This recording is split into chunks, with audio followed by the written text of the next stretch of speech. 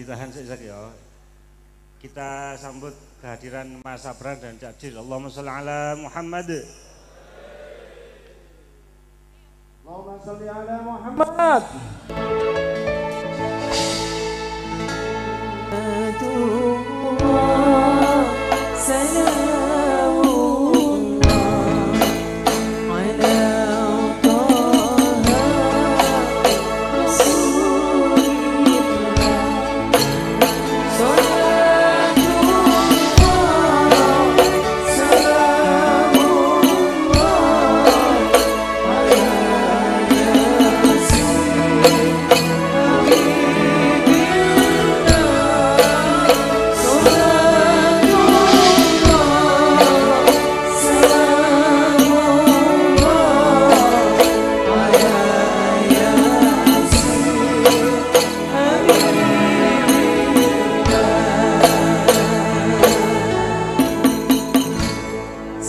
Nabi Muhammad.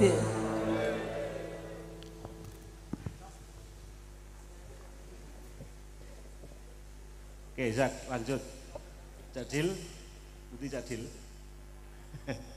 Ayo Zak, terus Zak.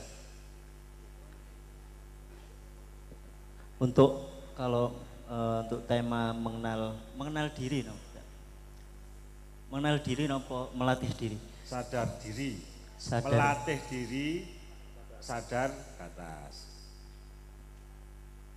Mungkin menurut saya kalau kita misal melatih diri untuk sadar batas, jadi untuk menyadari batas-batasan itu tadi kan kalau kita sudah bisa mengenali diri kita. Misal diri kita itu kita artikan diri itu diri yang mana? Misalnya sebagai diri orang kita sebagai orang muslim. Mungkin kita sebagai diri laki-laki kan batasnya dengan dirinya orang perempuan. Jadi kalau misalnya kita mengenal diri itu sudah bisa, maka otomatis akan semakin mudah untuk menemukan batas-batasan untuk diri kita itu. Jadi kalau misalnya misalnya kalau orang puasa itu kan kalau dia sadar akan dirinya dia berpuasa dan juga dia sadar diri bahwa dia nanti ketika sudah lapar dari pagi sampai maghrib ya, maghrib kan dia nanti buka. Kalau dia sadar diri bahwa misalnya perutnya saja, dia sadar bahwa perutnya itu porsinya itu cuma seberapa lah, misalnya 1 piring apa setengah piring. Kalau dia sadar akan batasnya itu, maka dia mungkin nggak akan kan, misalnya makan mungkin 2 piring atau 3 piring. Karena saya kemarin kalau puasa ini kan mengalami itu. Jadi saya lupa dan tidak mengenal diri saya. Mungkin diri itu nanti bisa mungkin tubuh saya, perut saya. Akhirnya saya pas buka itu tadi bablas. Nah, dan menurut saya efek dari kita tidak bisa mengenal diri dan tidak mengenal batas-batasan diri itu terkadang biasanya kalau orang yang tadi bablas makannya itu kan ketika dia sebelum buka itu kan dia misalnya ngabuburit ya, lihat makanan-makanan itu kan kayak enak banget, terlihat sangat wah iki isok tamplok kabeh iki. Padahal ternyata ketika dia lupa akan diri dia itu tadi, maka dia bablas, dia makan semua, dia minum semua, seolah-olah perut dia itu bisa menampung makanan itu semua, maka dia akan pada akhirnya dia akan menyesali. Dan itu bisa lah misalnya kita sambungkan dengan diri yang mana. Diri misalnya sebagai orang Islam mungkin kebanyakan sekarang kan kalau puasa mungkin banyak mungkin bisa dibilang lah kampanye ayo sembahyang tarawih, nek sembahyang tarawih engko ganjarane sakmene. Itu menurut saya kebanyakan orang sekarang itu tidak mengenal batas diri dia, tidak mengenali dia sebagai dia itu hamba. hamba atau apa ya? Kalau kita mengenal bahwa diri kita itu hamba, maka semua apa yang diberikan oleh Tuhan ini kan kita nggak ikut mempunyai apa-apa, nggak punya apa-apa. Jadi kalau kita mengenal itu tok itu kan sudah bersyukur banyak luar biasa. Ternyata banyak yang lupa, akhirnya ketika dia disuruh misalnya mungkin beribadah ya, ini diri sebagai orang Islam, maka dia akan apa ya, neranyak. Wis pokoknya angger ganjarannya oke, wis tak tabar wae, tak lakoni ae. Akhirnya dia beribadah ini karena dia tidak mengenali dirinya sebagai hamba, maka dia beribadah ini karena pahala itu sendiri, karena balasan itu sendiri. Kalau kita sadar akan diri kita ini sebagai hamba, orang Islam, manusia, kita ini enggak punya apa-apa, maka kita akan ya sudah bisa apa misalnya. Kalau kita kencing aja itu kan kita enggak bisa jadwal kencing kita sendiri. Nah, dari situ kan kita satu detik yang akan datang itu akan kita nggak pernah tahu akan terjadi apa. Dari situ sebenarnya kalau kita sadar diri, kita akan misalnya kalau kita membahas yang diri sebagai kita orang Islam, itu kita beribadah kepada Tuhan, kita berbuat baik kepada manusia, itu titik. Karena kita matur nuwun kepada Tuhan itu sendiri, bukan karena kita jaluk imbalan kepada manusia atau Tuhan atau yang lain-lain. Dan menurut saya itulah. Assalamualaikum warahmatullahi wabarakatuh. Oke, waalaikumsalam warahmatullahi wabarakatuh. Oke, matur nuwun Zak. Jadi ini nanti bisa kita eksplorasi, misalnya diri itu ternyata kan berlapis-lapis dan memiliki banyak apa ya, koordinat-koordinat. Ada diri kita sebagai hamba, ada diri bahwa kita sebagai manusia. Kalau selama ini yang kita diskusikan di Maya bersama Mbak Nun kan ada terap-terapan, ada diri hewan, bahkan sebelum itu malah ada diri tumbuh-tumbuhan, bahkan sebelumnya ada diri materi. Guyonan Mbak Nun, awake dhewe iki menungso ae durung. Menungso ae durung, berarti jek apa? Jek kewan. Kadang-kadang kewane durung, berarti adek iki jek wit-witan. Kadang gorong sampai teko wit-witan, awake dhewe iki wit-witane durung, berarti awake dhewe iki sik materi, sik watu, sik banyu, ya masih serba materi, masih angin. Dan faktanya peradaban kita yang dibimbing oleh materialisme itu justru membuat kita stagnan di tingkat materi itu. Nah, itu nanti bisa kita eksplorasi. Sik Mas Abrang ben istirahat sik, ben nutukne rokokan sik. Nyuwun sewu Mas Amin nggih, Cak Dil memberikan 1-2 pengantar untuk menyapa anak putu niki. Nah, Mas Abrang sik nutuke rokoke sik. Saman kok bagian gong Mas. Monggo Jadil. Nggih, pengantar nopo lah Jadil, nyopo anak cucu, terus setelah itu Cak Yus monggo bisa disambung mangke. Monggo Jadil. Bismillahirrahmanirrahim. Assalamualaikum warahmatullahi wabarakatuh. Angel lagi pengantarnya opo ya.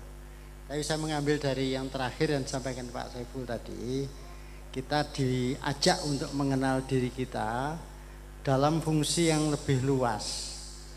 Apakah awake dhewe wit-witan kan gitu, atau mungkin malah begini, dalam kehidupan ini kita bisa belajar dari alam. Awake dhewe iki godhong apa oyot ya, atau batang atau apa? Atau kita tidak bisa mendefinisikan diri kita ini menjadi dalam bagian tumbuhan itu sebagai apa? Nah itu mungkin bagian dari yang identifikasi tadi, mengetahui batas ya. Dhewe kepinginnya dadi woh kabeh, kepinginnya dadi kembang kabeh. Kenapa kok kepinginnya dadi iku mang? Dadi sing sibuk nduk medsos iku kepingin dadi kembang kabeh. Kan kepingin jadi kembang kabeh. Tapi terus siapa kemudian sing dadi oyot? Ya, sapa sing dadi godhong, sapa sing dadi ranting, sapa sing dadi batang kan itu. Nah, mungkin di majelis-majelis padang bulan dan semacamnya ini kita perlu mengenali tadi itu, mengenali potensi kita. Nggak cukup sekedar tadi, nggak cukup dibatasi apakah mosok bertahun-tahun kita mek bingung soal merumuskan fungsi apa namanya kita ini puasa ini latihan ibadah itu iya betul. Tetapi lebih dari itu saiki apakah kita terus menjadi kerumunan? Kita berkumpul menjadi kerumunan. Salah satu kelemahan kita umat Islam adalah menjadi kerumunan, berkerumun terus. Kita tidak pernah menjadi barisan. Karena mungkin kita tidak mencoba mengenali potensi kita sing padha karo liyane, sing kemudian bisa digunakan bareng-bareng dengan yang lainnya sehingga kita menjadi sesuatu kita melahirkan pohon-pohon yang rindang gitu. Padang bulan ini sendiri saya sering mengidentikan sebagai semacam pohon. Semacam pohon yang dimana dari pohon yang rindang tadi wong akeh sing jadi padang bulan itu sendiri atau mungkin Mbah Nun sendiri itu adalah sebuah pohon yang rindang di mana kemudian akeh wong ngelompok ngiyup merasa adem. Kenapa kok teko padang bulan aku nang padang bulan iku adem? Kenapa kok seneng ngrungokne sabrang adem gitu kan? Artinya apa? Kita memposisikan diri sebagai penikmat dari itu. Tetapi sebenarnya kita diminta masing-masing untuk menjadi sesuatu yang jelas. Apakah kita menjadi bagian dari pepohonan? Jadi kita menciptakan pohon-pohon yang rindang yang lain. Karena fungsi dari pohon tadi ternyata tidak hanya digayup-yupan. Ketika ada angin, ketika ada hujan deras, ya, bedanya tanah yang gersang nggak ada pohon dengan tanah yang ada banyak pohon-pohon. Itu ketika ada hujan hujan yang sangat deras, minimal dia mencoba menahan air tadi menjadi diikat oleh akarnya dan keluar dari akar itu mata air yang jernih gitu kan. Nah, kalau tidak ada pohon semuanya menjadi rumput ya atau tidak ada pohon sama sekali, ketika hujan lebat yang terjadi adalah air bah kan itu. Nah, maka fungsi dari kayak padang bulan ini mungkin dari masing-masing jamaah juga bisa melakukan fungsi itu. Fungsi menyaring informasi, fungsi menyaring hujan deras tadi sehingga yang keluar adalah mata air.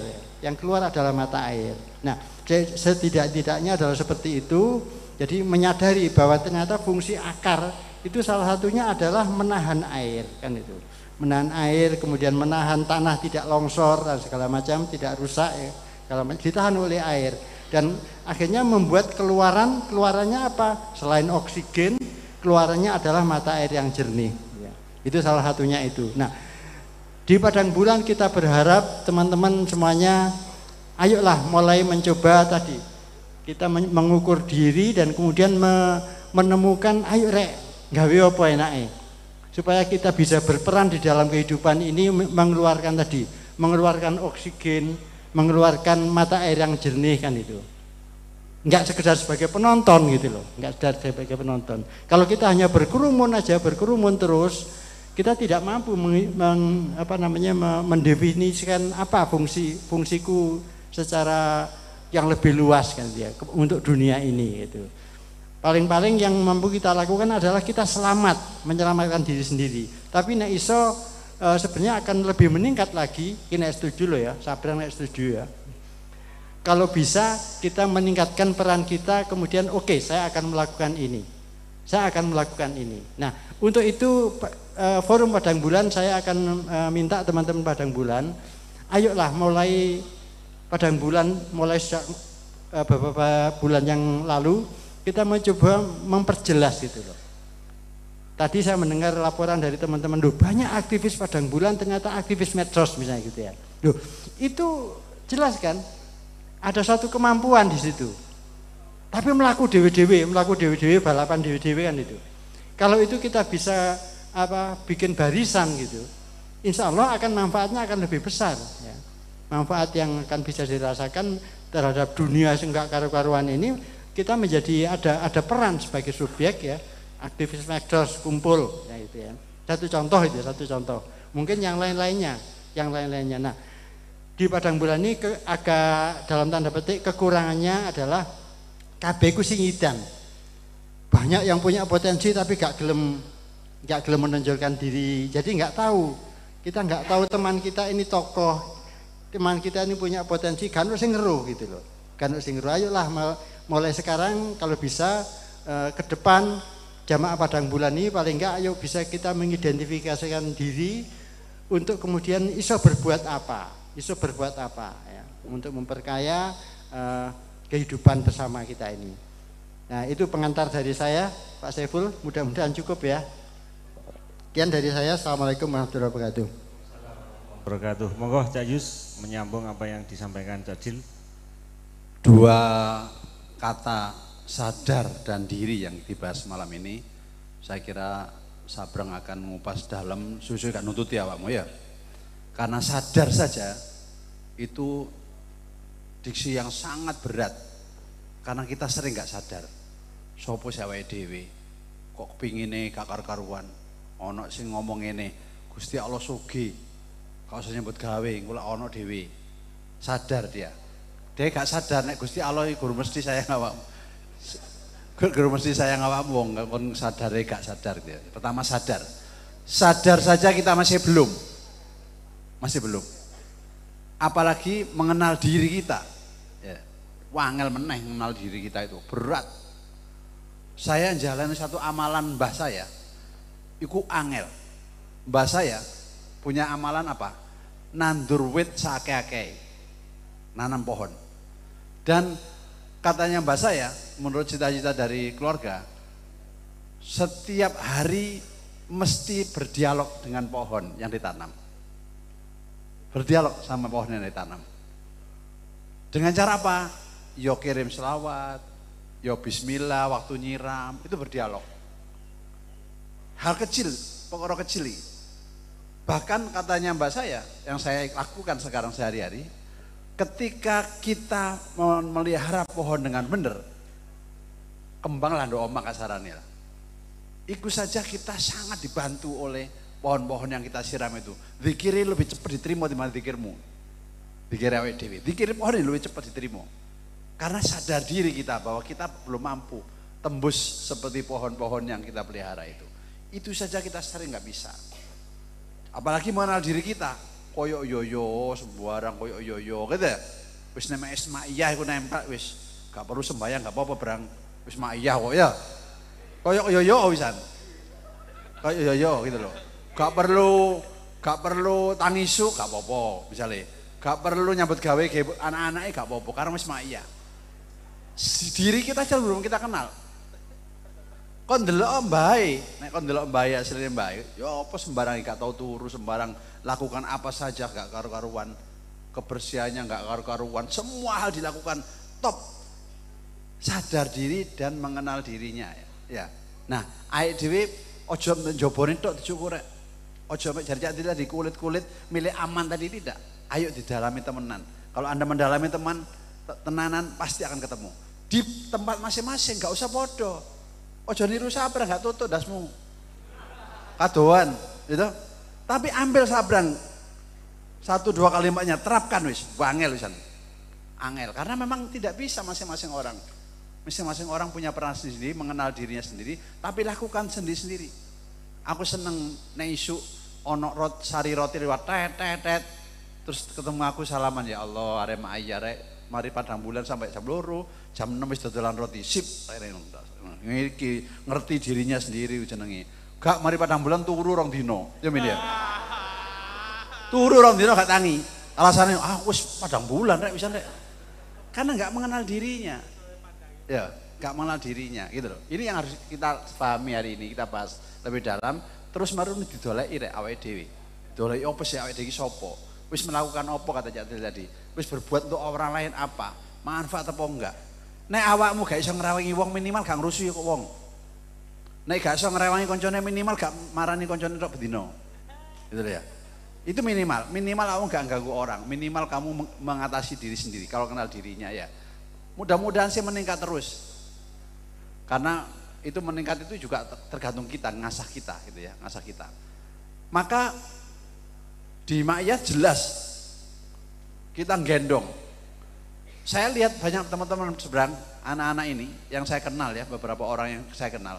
Itu gak gawe ilmu makyah dalam menyelesaikan masalah. Makyah itu jelas kok. Menyelesaikan masalah itu melingkar dengan segala cara. Di depan ini, ya mesti tukaran kon. Nek gak tukaran dimusuhi wong sak kampung. Kenapa? Karena tidak melingkar. Nek melingkar kan akeh teori ini melingkar. Aku misalnya kate ketemu Amin, aku gak gelem ngadep Amin, aku kate ketemu gak tak WA. Doleki gurune Amin. Ngomong Amin, aku kate ketemu Amin, langsung gampang ketemu. Sebenarnya gurune itu ya. Melingkar, banyak hal kita lakukan melingkar. Menyelesaikan masalah juga gitu. Gak usah selalu berhadapan karena banyak hal yang bisa kita pakai. Dalam hal apa saja, saya kira kita harus mengenal diri kita dan sadar siapa diri kita. Assalamualaikum warahmatullahi wabarakatuh. Waalaikumsalam warahmatullahi wabarakatuh. Pengantar yang luar biasa dari Cak Dil dan Cak Yus. Jadi arek-arek niki sadare dereng Cak Yus nggih. Cik semaput. Semaputnya durung. Terus apa iku? Koma. Ya begini loh ternyata pengajian di Padang Bulan itu.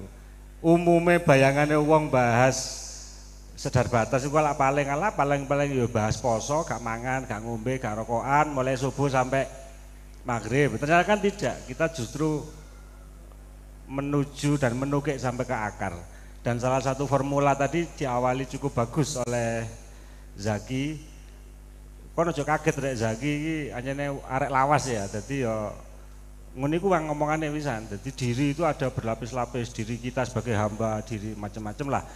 Tapi yang menarik dari Zaki, kita jadi belajar bahwa untuk tahu batas ternyata tidak sekadar dise peraturannya, dise hukumnya, iki halal tak haram, ternyata kan tidak hanya sekadar itu, tetapi justru kita perlu menukik ke dalam untuk mengetahui diri kita ini apa, diri kita ini siapa.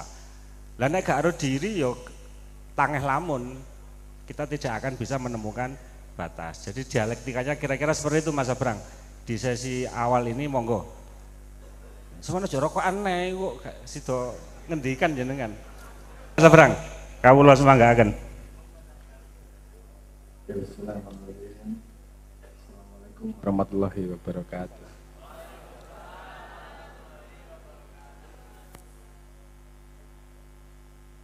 Roti. Semoga dulur turul dalam keadaan sehat, dalam keadaan waras. Yang sudah berlalu, jangan dikenang-kenang. Mantan hanyalah jodoh yang putus asa. Udah. Wes lewat moro-moro ngomong jodoh rek. Karena saya paham batas pikiran teman-teman itu. Saiki sik mumet urusan. Ya tadi mantan ini jodoh yang putus asa wis ngono wae. Anggap ngono. Wong putus asa rasa dieling-eling. Golek anyar. Tema malam ini bukan tema yang sederhana. Mengenal diri, kuwi abot apa? Sadar diri itu wae abot, terus kemudian mengenal batas. Lihat angel banget iki. Tapi mau tidak mau nek gampang ya rasah neng Padang Bulan, nek gampang dadi penggalang wae. Melu pramuka kan gampang. Nah, Padang Bulan memang kita di sini pengen sinau bareng. Jadi salah satu efek sampingnya ya adalah mumet. Mari kita mulai mumet malam ini. Efek samping. Ini saya tidak melihat teman-teman sudah tahu apa namanya forum ilmu gini marai mumet kok ora ono sing dodol obat mumet ya. Dodolane kopi karo teh gitu. Promah. Jus promah untuk yang tidak makan 3 hari. Oke. Saya pengen mulai dari tadi kalimatnya sadar diri, mengenal batas. Saya pengen mulai dari mengenal batas. Batas itu kita obrolkan sederhana, tapi sebenarnya punya makna yang fundamental. Kalau kita tidak tahu konsep batas dan efeknya seperti apa, kita juga akan susah mengenal diri dari sadar diri dari mengenal batas. Pertama langkahnya adalah mengenal batas dan semua aspek dari batas. Jadi kalau dulu filsafat dulu mengatakan saya ada karena saya berpikir. Mana saya ngomong saya ada karena saya rabi. Saya ada karena saya masih ditagih hutang. Misalnya macam-macam punya konsep. Tapi batas itu lebih fundamental. Ada itu karena batas. Ini konsep yang pengen saya lempar. Semua keberadaan itu hanya ada kalau ada yang namanya batas. Gimana ya membayangkannya? Coba kita bayangkan sebentar. Anda pernah di kelas dengan papan tulisnya yang begitu papan tulisnya saya ingin spidol apa nggak kapur sih? Terus katakanlah pakai kapur proyektor, pakai kapur. Yang Anda lihat apa? Papan tulis, betul nggak? Ketika saya ambil sebuah kapur dan saya membuat lingkaran di dalam di papan tulis tersebut, muncul keberadaan yang namanya lingkaran. Betul nggak? Pertanyaan saya, emang muncul sesuatu yang baru? Datang dari mana lingkaran itu? Datang dari mana? Kapur. Apakah kapurnya lingkaran? Bukan. Apakah papan tulisnya lingkaran? Bukan. Ketika kapur bertemu dengan papan tulis membuat sebuah bentuk, baru hadir yang namanya lingkaran. Tapi kalau saya bikinnya kotak, apakah lahir lingkaran? Lahirnya kotak. Artinya keberadaan kotak dan keberadaan lingkaran itu datang dari mana? Dari batas yang dibuat oleh kapur, kan gitu. Paham ya? Jadi keberadaan sesuatu itu ada karena ada yang menggoreskan batas sehingga hadir sesuatu. Bahannya dari mana? Nggak ada bahan baru kok. Benda barunya nggak ada kok. Yang ada cuman papan tulis yang diberi batas namanya kita sebut kemudian sebagai lingkaran.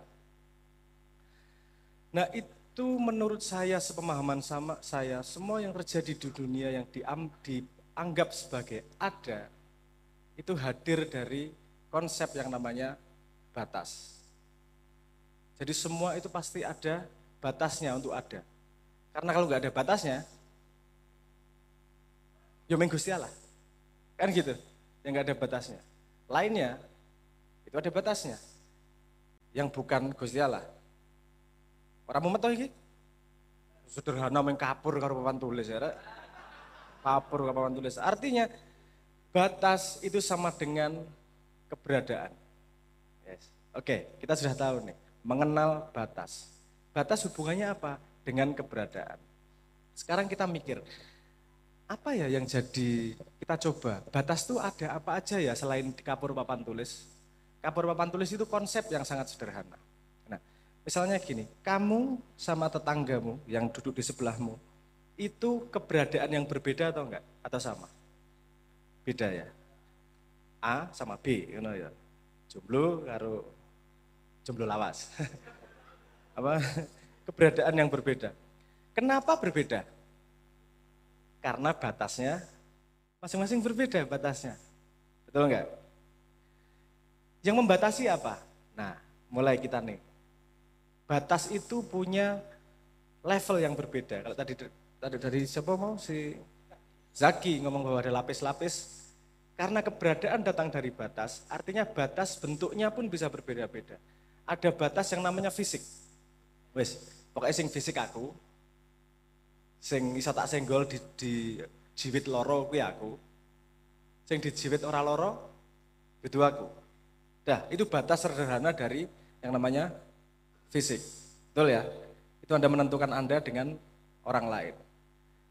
Tapi kita pikir ulang, ada enggak ya kasus yang dicubit bukan saya, tapi saya ikut ngerasa sakit? Ada enggak kasus seperti itu? Ada. Misalnya pacarmu dicubit sama temenmu, Dek, sing loro hati kok ya mesti. Ora terima, wah loro ya hati nih. Padahal yang dicubit bukan kamu sama sekali. Bahkan yang dicubit tidak merasa sakit. Tapi kamu merasa sangat sakit. Untuk yang punya anak misalnya, anakmu dicubit sama orang, sakit nggak orang tuanya? Nggak terima atau mesti sakit toh? Loh, berarti ada batas yang berbeda nih. Tidak ada hanya batas tubuh, tapi juga batas konsep. Ada batas yang dibangun oleh konsep manusia. Kita lebarkan lagi kasusnya. Indonesia itu ada atau enggak? Ada. Kok ada? Berdasarkan dari batas. Batas artinya batas negara, teritori, betul kan? Kalau nggak ada teritorinya nggak ada yang namanya Indonesia. Artinya batas teritori. Pertanyaan kita kemudian, kalau sudah ada batas, gunanya apa sih batas itu? Selain membuat modal bahwa kita ada karena batas, terus buat apa batas ini? Pensikapan kita terhadap batas ini apa? Gini, karena Tuhan memberi konsep bahwa batas itu berhubungan dengan keberadaan, yang artinya memberi kita keterbatasan, ya. Artinya kita harus punya cara bagaimana menggunakan keterbatasan kita ini. Saya kira itu abstrak ya. Batas itu gunanya gini.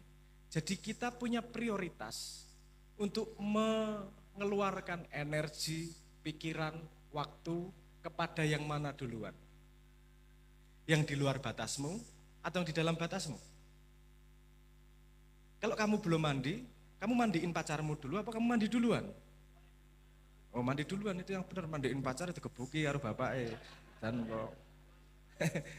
Tapi artinya batas itu punya intrinsik, punya fungsi lain bahwa kita jadi punya prioritas untuk mengeluarkan energi, mengeluarkan perhatian. Yang perhatian nomor satu adalah yang di dalam batas kita, betul? Yang kedua baru yang di luar batas kita. Kenapa? Karena Tuhan sudah membuat kita berdasarkan batas yang dibuat oleh Tuhan, kan gitu. Orang tua yang tadi anaknya dicubit marah, batasnya sudah bukan ini nih, sudah ada batas yang lebih tinggi lagi, yaitu batas konsep. Kalau dia cuma punya duit sedikit, cukup makan satu piring, tanya semua orang tua, buat anaknya duluan atau buat dirinya? Buat anaknya duluan pasti. Anak saya tidak lapar, saya lapar nggak apa-apa. Artinya pada batas yang berbeda, batas konsep tersebut, kita bertanggung jawab kepada yang batas fisiknya berbeda. Paham Rai? Ini gambarnya rada abstrak ya, tapi paham maksud saya ya. Gak apa-apa ya, tapi konsepnya kan seperti itu jadian. Kita jadi tahu batas nih. Batas itu berlapis-lapis loh. Ada batas fisik, ada batas konsep dan seterusnya. Ternyata batas konsep itu juga berlapis-lapis. Contohnya Ramadan. Ada batas makan dari pagi sampai sore. Gak boleh makan. Kita membatasi diri kita. Artinya batas yang di akal itu harus lebih utama daripada batas yang fisik. Karena kalaupun fisiknya merasa lapar, dia tidak makan karena batas yang dibangun oleh batas di akal. Ada hewan-hewan yang kalau jenenge dudu koala, aku lali jeneng hewan ini. Anda cari, ada hewan sing lucu banget kuwi. Jadi kalau dia dikejar predator, anaknya dilemparin biar dimakan biar dia bisa kabur. Asu kelakuane kuwi. Mungkin dia berpikirnya logis, anak saya bisa bikin lagi gitu, wes rapopo yang penting selamat gitu. Ada bisa berpikir gini juga, kalau aku yang dimakan, anakku tetap dimakan, mending anakku aja yang dimakan ya. Tapi bisa juga nggak mikir sama sekali ya, urusan keselamatan wae. Itu binatangnya kecil, koyo marmoset gitulah, saya lupa namanya, Anda carilah. Itu satu-satunya binatang sing kalau sama anaknya sio-sio itu. Jadi nek melayu dikejar sama singo ngono anake digunjalke men dipangan. Seperti kalau Anda lagi dikejar sama maling punya teman lemu dijegal men tiba njak duwe melayu ndisikan ngono gitu. Menyelamatkan diri. Tapi artinya bahwa mengenal batas. Batas itu berlapis-lapis. Dan batas itu bermacam-macam. Tapi keberadaan diri itu tergantung pada batas yang kau ikrarkan. Gitu. Karena kalau hewan batasnya pasti di fisik utamanya. Paling lebar di keluarga. Dia nggak ada batas yang namanya provinsi, negara, atau pengajian, atau ormas. Nggak ada. Batasnya di fisik dan anaknya. Dah, itu aja batas diri yang dia bisa lebarkan. Tapi kalau manusia, itu sampai berlapis-lapis batas diri. Nah, kita perlu mengenal. Kita itu di mana sih? Latih agar sadar diri di mana sih? Nah, bedanya gini, bedanya manusia sama hewan. Anda makan, manusia makan, hewan makan atau tidak? Anda ngising, manusia apa? Hewan ngising atau tidak? Ngising. Podo. Bedanya apa makanmu sama makannya hewan? Nganggo piring. Ora kabeh. Mangan pelem ya dibrakoti ya iso. Padha karo munyuk. Bedanya apa? Kalau kita tidak tahu batas beda konsepnya, kita nggak tahu bedanya kita sama hewan dong. Kan gitu. Kalau agama mengajarkan pada setiap sesuatu yang kita lakukan penting ada yang namanya niat. Saya berniat mau makan, semoga Tuhan berdoa intinya. Doa itu kan intinya meniatkan sesuatu, mengikrarkan sesuatu untuk kita bisa berlaku sesuatu. Kalau hewan makan ya makan. Kalau manusia mau ke toilet aja ada doanya, betul nggak? Kalau semua orang melakukan ini, dia akan terlatih untuk mengenal batasnya itu tadi. Untuk mengetahui dirinya itu. Karena salah satunya gini, agak susah bikin doa untuk korupsi. Ya Allah, saya berniat korupsi karena Allah Ta'ala. Ini angel banget. Susah, berbuat buruk itu susah banget untuk bikin niatnya itu. Ya Allah, saya mau nyolong pacarnya temanku karena susah. Ketika Anda mau berbuat sesuatu, membuat ikrar duluan, verbal, diomongkan benar-benar, itu tidak mudah kemudian untuk keluar dari batas. Karena otomatis kita punya feedback ke dalam diri kita sendiri. Mosok ya koyo ngene aku. Mosok ya koyo ngene, selalu gitu. Sehingga pemahaman saya terhadap agama itu salah satunya memberi kunci yang sangat sederhana untuk mengenal batasmu dan berlatih untuk mengenal diri. Sadar diri itu tadi. Caranya sederhana, gimana? Setiap ngapa-ngapain, coba diniatkan. Wis saking ora percayane karo menungso. Kanjeng Nabi yo percaya sih tapi arek-arek iki mesti pekok iki. Wis lah, nek niat dawa-dawa kangelan tak kei kata kunci liyane. Sadurung ngopo-ngopo bismillah. Bar rampung alhamdulillah. Wis jajal lakonono kabeh. Mohon dibenarkan, saya dengar Kanjeng Nabi itu kalau makan aja sendok sampai mulutnya bismillah alhamdulillah, di mulutnya bismillah menelan alhamdulillah, bismillah alhamdulillahnya jalan terus. Sehingga setiap yang beliau lakukan itu benar-benar pada batas yang beliau pahami. Pada kesadaran diri betul-betul. Sehingga sangat susah melakukan yang tidak sesuai dengan batasnya. Karena ketika keluar dari batas tersebut diniatkan, kita akan sadar sendiri nih. Ora beres ya ini. Anda mau ngerumpi lah Bu, misalnya ngerumpi sama teman. Oke, saya mau ngobrolin tentang si A. Saya berniat mau ngomongin, sangel banget gue. Saya berniat ngerumpi, Anda tahu sudah nggak pantas nih, saya berdoa, berniat ngerumpi kepada Tuhan, kan gitu. Kita langsung dijaga sama keburukan-keburukan hanya dengan konsep bahwa mau ngapa-ngapain itu sengaja, deliberate, dengan cara niat itu tadi. Nah, ini adalah menurut saya adalah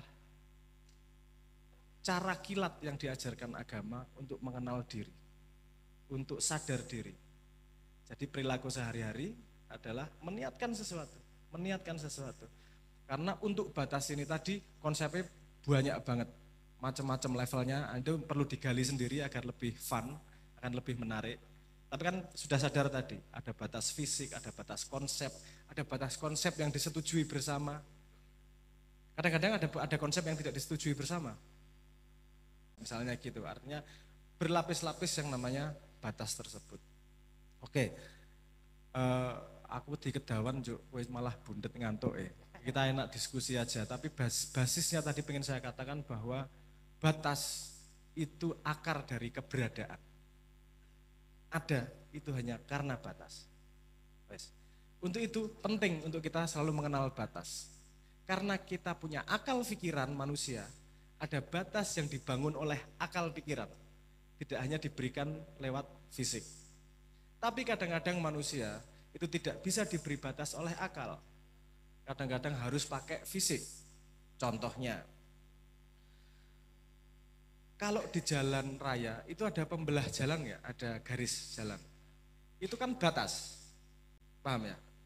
Bahwa saya harus berjalan di sebelah kiri dari garis tersebut kalau di Indonesia. Tapi kenapa harus dikasih tahu pembelah jalannya? Apa jenenge ngono ki tahu ya? Beton-beton itu loh. Hah? Beton-beton tahu di tengah jalan itu loh. Bukan trotoar. Nah trotoar kan di pembatas jalan itu loh. Pembatas jalan ada garis, tapi ada juga yang fisik. Batu-batu apa? Dudu marka juga, aku ngerti jenenge. Nah, kalau saya ngobrol sama temen nyebutnya tahu itu. Nah, tapi Anda paham maksud saya ya? Kenapa harus dikasih tahu? Karena manusianya tidak bisa membaca bahwa itu batas. Seperti kambing. Kalau kambing itu seperti manusia dikasih garis nggak akan keluar dari kandangnya. Tapi karena dia kambing dikasih batas yang namanya fisik. Sehingga dia tidak bisa keluar.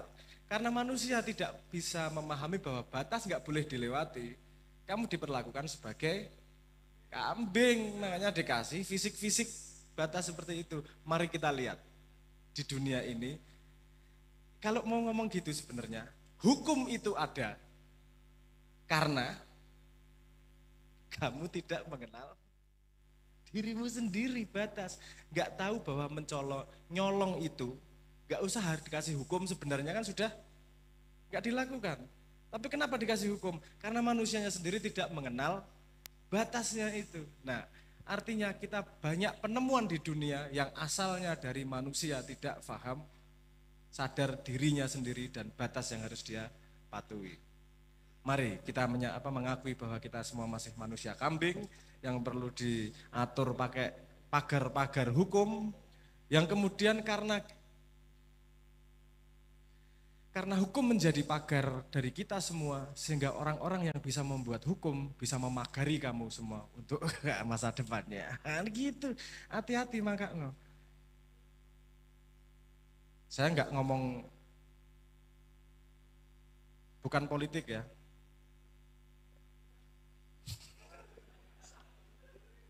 Ngene iki mung terjadi ning Mak Iyah lho. Kayak double negatif njuk guyu. Liyane biasanya pelongo-pelongo. Apa ki maksudnya? Enggak, bukan politik ya. Itu kan double negatif. Saya enggak ngomong yang bukan politik ya, itu tadi maksudnya. Artinya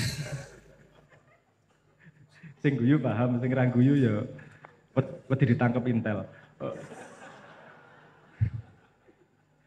Saya nggak ngomong hukum itu buruk, hukum itu jalan keluar karena manusianya tidak bisa dipercaya satu sama lain. Dengan sebuah jalan keluar, jadi kemudian kita punya resiko. Karena kita semua patuh pada hukum, siapa yang membuat hukum, dia akan punya kontrol terhadap kita semua, kan gitu. Jadi bebas, mau ganti umur, mau ganti apa, segala macam bebas itu semuanya. Karena semua kamu patuh pada yang namanya hukum. Udah nggak yang disebut sebagai kesadaran diri atau dalam dunia modern disebut sebagai etik, itu sudah nomor keberapa. Karena kita sudah percaya pada yang namanya hukum. Tapi gak apa-apa, saya nggak menyatakan itu salah. Saya menyatakan bahwa itu persetujuan kita bersama. Manusia-manusia yang seperti ini. Sehingga efeknya harus kita tanggung bersama juga. Ojo sambat, ayo dihadapi bareng-bareng kan gitu. Kahanan dihadapi bersama. Oke. Mungkin awalnya itu aja, saya pengen ngomong bahwa batas itu berlapis-lapis. Salah tadi yang dikatakan oleh Zaki adalah benar, yang saya katakan hanyalah kerangkanya, yang kemudian kalau dielaborasi seperti yang dikatakan Zaki itu tadi, ada batas-batas dan seterusnya. Dan agama memberi kita cara untuk mengingatkan terus batas kita, termasuk sholat. Sholat itu saya selalu ngomong dulu, sholat itu menyadarkan posisi, artinya menyadarkan juga batas, bahwa batasku ini menghamba lu mingan. Saya cuman hamba lu, cuman hamba. Setiap sehari 5 kali itu kita diingatkan bahwa kita ada batas yang namanya hamba. Seharusnya orang yang paham bahwa sholat itu bukan hanya urusan undang-undang, tapi urusan kesadaran batas, akan susah banget berbuat buruk. Akan susah banget sombong, karena sadar bahwa dirinya hamba, diingatkan terus. Tapi beda cerita kalau sholat itu cuma urusan absen. Itu beda cerita lagi, tidak akan mendapatkan kesadaran tersebut. Nah, banyak di agama sebenarnya yang diobrolkan, yang disuruh lakukan, seperti sesederhana niat, sesederhana bismillah, itu punya impact yang amat sangat besar. Itu menyadarkan kita tentang siapa diri, menyadarkan tentang batas, dan menjaga perilaku kita. Untuk awalan itu yang saya gelar, semoga ada penjual Panadol. kopi atau Panadol. Semoga bermanfaat. Mari kita buka forum, saya kembalikan ke moderator. Pak Tunun. Oke, tepuk tangan untuk Mas Abrang. Alhamdulillah. Yo kudu mumet rek. Kudu mumet karena ya jak mikir gak mumet ya berarti bahaya gitu. Pikirannya kari ndok oma. Iya, ngeblong. Jadi ada banyak poin yang sempat saya catat dari yang disampaikan Mas Abrang. Pertama, tentang batas itu melahirkan keberadaan, gitu kan. Ada lingkaran. Lingkaran itu kan dia justru hadir karena ada keterbatasan sebagai apa? Sebagai lingkaran. Artinya dia tidak kotak, tidak segitiga. Lingkaran itu ada karena dia terbatas, hadir dalam bentuk sebagai apa? Sebagai lingkaran. Demikian juga dengan kotak. Kotak hadir dan kita sebut sebagai kotak karena identifikasi kita menyebut dia kotak. Dia hadir dengan keterbatasan dirinya sebagai kotak. Otomatis dia bukan lingkaran, juga bukan segitiga dan seterusnya. Nah, yang menarik ini ternyata ada batasan konsep. Nah, di Padang Bulan, di Majelis Ma'iyah, ayo saya dieksplorasi Mas Abrang. Anda duduk berdampingan laki-laki perempuan campur baur ini kira-kira nggak batasan fisik apa nggak batasan konsep? Konsep. Kalau batasan fisik wis gak dadi ambahan iki. Itu pun batasan konsepnya berlapis-lapis. Anda menggunakan batasan konsep sebagai manusia yang notabene punya jenis kelamin laki-laki dan perempuan. Kira-kira nggak batasan jenis manusia gak ini? Nek menungso gak ngene iki mesti nggo senggol-senggolan, rangkul-rangkulan, jawil-jawilan, asik dewe karena Anda sadar bahwa ada laki-laki sebelah Anda perempuan. Berarti kan ini batasan manusia. Levelnya naik. Dari manusia menjadi apa? Ada hamba. Minimal kita menggunakan batasan hamba. Nduk kene wis gak enek lanang wedok sing enek padha-padha dadi kawulane Allah. Ada lagi yang lain lebih tinggi misalnya, kita kan bukan sekadar hamba, ada batasan konsep khalifatullah. Saya di sini menanggung dan menunaikan tanggung jawab sebagai khalifatullah yang tugasnya adalah mengamankan dan menyelamatkan. Jadi antar sesama jamaah saling mengamankan, saling menyelamatkan. Itu batasan konsepnya. Sehingga nggak perlu ada satir, nggak perlu dipisah, sing lanang nduk ngarep, sing wedok nduk mburi, sing kayak satir menit kayak satir sing do ukur ngono ya. Nah, itu batasan fisik namanya. Kira-kira begitu Mas. Batasan fisik menungso soalnya. Gitu. Dan yang menarik lagi ini meneguhkan dan menstabilu yang disampaikan Mas Abrang, ternyata niat itu merupakan bentuk lain dari kesadaran kita terhadap batas. Karena podo-podo gak mangan ket esuk sampai maghrib, sing siji niat poso berarti dia menghadirkan keberadaan puasa. Sing siji gak niat soalnya anjane gak duwe sego. Podo-podo gak mangane tapi kan beda. Gak duwe sego wis akhirnya terpaksa, tapi ya gak ada yang dipangan. Ket mulai subuh sampai maghrib wis pokok gak mangan ngene anjane gak ada yang dipangan, sing siji menghadirkan niat puasa. Artinya puasa hadir dalam dirinya karena ada batasan konsep yang namanya niat tadi itu. Kira-kira itu yang perlu kita garis bawahi dan pasti teman-teman juga sudah punya stabilo masing-masing, ada 1-2 poin yang masuk dalam pikiran kita. Oke, Pak Majid, monggo. Mas Amin, monggo. Terus lagu apa ya?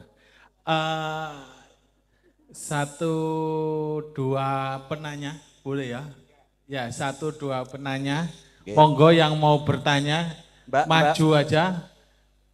Samping kanan, samping kiri. Mbak. Iya langsung maju. Maju Mbak. Mas, Mbak, Cak. Ngeriki. Cuman aku takon siji Mas Abrang. Oh niko Mas, niko. Dengan apa batas itu tadi yang sampean jelaskan dengan konsep yang sampean sampaikan apa lingkar pengaruh itu korelasi ya apa Mas ya kira-kira menurut kan sampean dulu sudah menjelaskan lingkar pengaruh, lingkar peduli itu kan juga menjadi batas ya Mas Abrang ya? Atau piye? Ini dengan konsep yang sampean sampaikan itu kan berarti kan kita, oh ya aku iso berpengaruh atau aku cuman bisa sampai di peduli saja terhadap satu masalah yang ada ya, sehingga nek kaya aku ngono wis gak ngomong bukan politik maneh wis ngono. Kira-kira nanti bisa dibantu, kira-kira seperti itu. Monggo, kanan apa kiri sih iki? Langsung aja. Jawab tak? Oke, monggo Mas. Oke, tak jawab sederhana saja, pendek aja. Itu sangat berhubungan dengan konsep lingkar pengaruh, lingkar peduli, lingkar perhatian dan seterusnya. Karena garisnya di mana batasnya? Yaitu garisnya. Batasmu tuh yang mana? Misalnya batasku keluargaku. Oke, lingkar pengaruh aku bisa langsung ngomong sesuatu. Misalnya keluarga adikmu. Itu kan beda sama keluargaku. Bukan berarti kita nggak peduli, tapi kita nggak mungkin masuk kalau dia tidak secara terbuka ngomong, bantuin dong. Kan gitu, ada batas-batas tertentu yang tidak bisa dilewati. Itu pemahaman terhadap batas. Nah, itu kalau mau digali lebih lanjut, coba perhatikan dalam hidup Anda. Mana Anda yang pengaruh, yang bisa Anda pengaruhi, mana yang peduli, mana yang perhatian. Dan kalau selip-selip, jangan-jangan bawah sadar sebenarnya Anda salah mendefinisikan batas. Efeknya, yuk, banyak energi yang terbuang nanti, banyak gesekan yang terbuang, dan seterusnya lah. Intinya gitu aja. Ya, matur nuwun.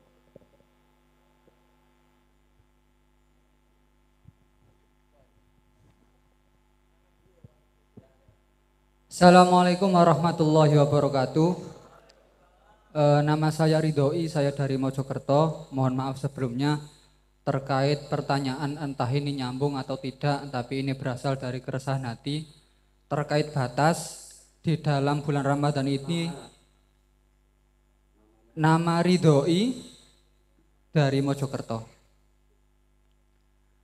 Di bulan Ramadan ini kemarin saya nemu pengajian yang mengatakan bahwa wong poso iku oleh mokel dengan syarat bahwasanya memang di pagi hari diniatkan benar-benar berpuasa.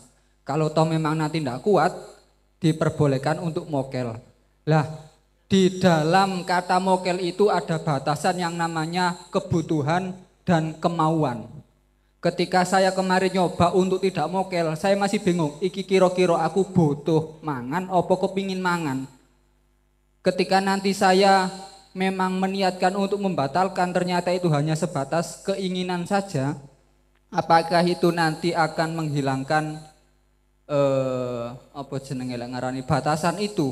Apakah kita diperbolehkan untuk salah membedakan antara batasan keinginan dan kemauan di dalam masalah mokel yang saya sampaikan tadi? Matur suwun. Assalamualaikum warahmatullahi wabarakatuh.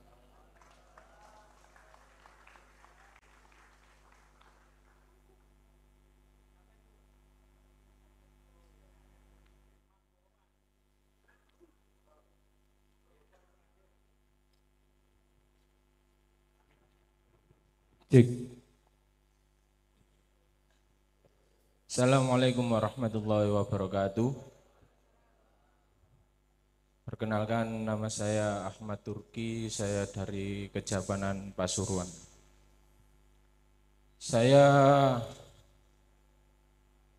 ingin menanyakan bagaimana mensikapi, karena dengan seiringnya berjalannya pembelajaran, kita akan semakin tahu tentang ilmu, dan hal ini yang menyebabkan timbulnya suatu perasaan was-was yang menimbulkan batasan-batasan yang baru. Kemudian saya juga pernah mendengarkan bahwasannya ketika kita bekerja, bayangkan ketika kita bekerja itu seakan-akan kita ini hidup selama-lamanya. Nah, itu bagaimana mensikapinya? Terima kasih. Bekerja hidup selama-lamanya. Jadi kerja sampai mati, ngono Mas nggih. Mbak, monggo.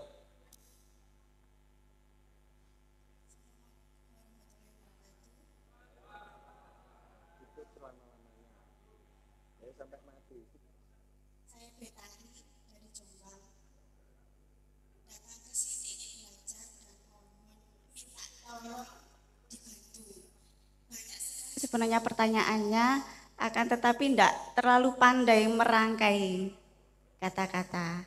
Jadi minta tolong dibantu merangkainya nanti. Yang pertama, kan kita ingin meningkatkan frekuensi ya sama Allah. Itu derajat tertinggi dari kaulo, hamba yang ngaulo itu seperti apa? Dan bagaimana itu kita meningkatkannya? Satu. Yang kedua, kan saya juga, kita semua sedang belajar. Saya merasa di sini paling junior. Belajar dari beberapa cerita di Al-Quran, misalnya salah satu kaumnya Nabi Nuh, itu kan sudah sangat rusak, terus akhirnya dapat azab dari Allah. Sebenarnya itu kan Nabi Nuh juga mengangkat tangannya untuk minta ke Allah. Sebenarnya itu batasan dari kesabaran Nabi Nuh karena merasa putus asa sudah tidak bisa mengasih tahu, memberikan informasi kepada hambanya, umatnya itu tadi, atau memang sebenarnya sefrekuensi dengan kehendaknya Allah. Itu aja dulu. Sampun dua niku nggih. Nggih. Oke, banyak itu dua. Iku dari sekian banyak dirangkum dari loro itu Dua. Mbak ya. Ya oke siap. Kak maksudnya mau wis ngejar jarine Mas. Si, aku takon, hidup selamanya ya. Nah, berarti sampean gak mati meneh.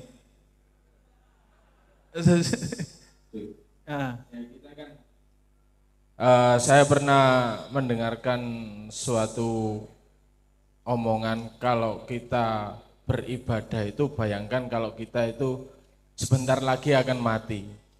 Dan kalau kita bekerja itu bayangkan kita itu akan hidup selama-lamanya. Ya, oke, hidup selama-lamanya. Monggo Mas Saipul di kulit titik sih, enggak baru Mas Abrang. Mosok Mas Abrang langsung. Saking jabanan mungkin Mas Abrang kok Mas Suki dulu mengelaborasi ya. Karena ini mungkin pandangannya Mas Amin juga mengambil dari sebuah hadis ya. Hadis. Ada hadisnya ya. Hadis tapi Mbah Nun juga sempat merespon dulu. Aku gak cocok karo hadis iku. Ngono. Mbah Nun sempat merespon seperti itu. Mas kate tak jelasno gak enak mbek Pak Saipul. Lah iya. Sampeyan sing jelasno ya. Aku aja ngomong ngono sampean saut. Mas Saipul, monggo Mas Saipul.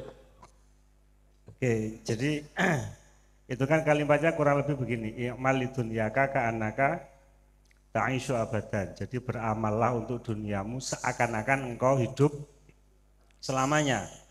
Kemudian wa'mal li akhiratika ka'annaka tamutu ghadan.